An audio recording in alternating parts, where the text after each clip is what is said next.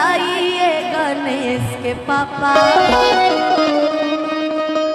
कि नहीं हर जात बन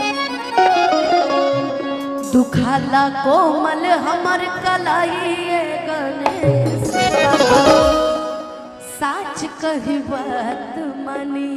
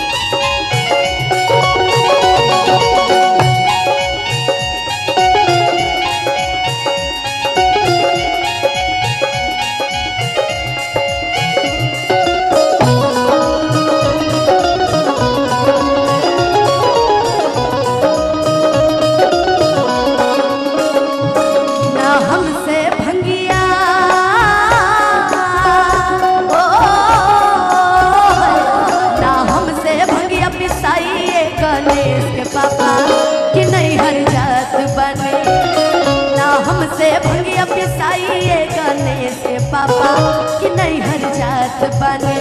दुखाला कोमल हमर कलाइए गणेश के पापा सच कही बात माने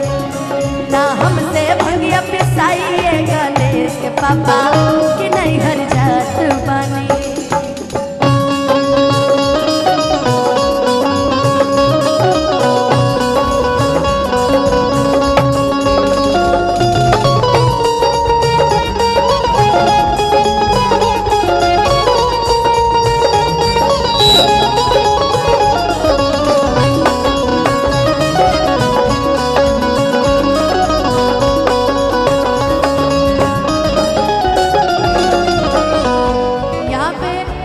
मुझे लगता है कि अधिकतर लोगों को ये भजन याद होगा,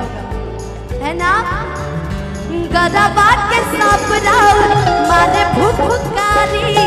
पिए खाती दूध मांगे समझी लाचारी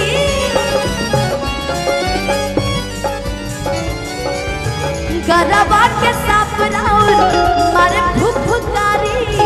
पिए खाती दूध मांगे समझी लाचारी लइका तू गोबा ओ लइका तू गोबा छोटे छोटे गणेश के पापा कि लइका तू गोबा छोटे छोटे गणेश के पापा कि नहीं हर तुझे वो नहीं है करबे गद्दारी कि लइका तू गोपा छोटे छोटे गणेश के पापा कि नहीं हर जात ओ मने हमर कलाइए गणेश के पापा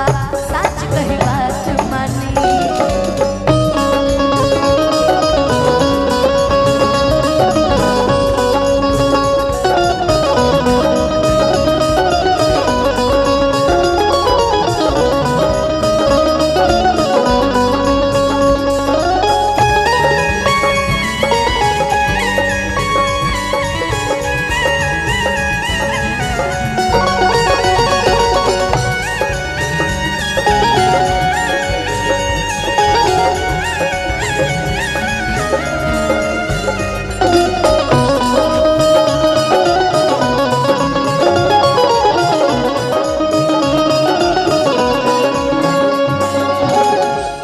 राहुल झा जी की तरफ से बहुत बहुत आशीर्वाद पुरस्कार बहुत आशीर्वाद पुरस्कार की कामना फिर से करेंगे, है ना? कि बार बार मिलत रहो आशीर्वाद पुरस्कार। ना हमसे भंगिया ओ ना हमसे भंगिया पिसाइए गणेश के पापा हम सोच रहे हैं ना कि अब हम थोड़ा सा कम गाएं, आप लोग से ज्यादा गवाएं कि ना हमसे भंगिया पिसाइए गणेश के पापा कि नहीं हर जात बने तू खाला कोमल हमर कलाइए गणेश के पापा सुहाने ना हमसे भलिया पिसाई गणेश बाबा कि नहीं हर जात बानी अल्लाह को कर हमर कलाई गणेश बाबा सच ना हमसे भलिया पिसाई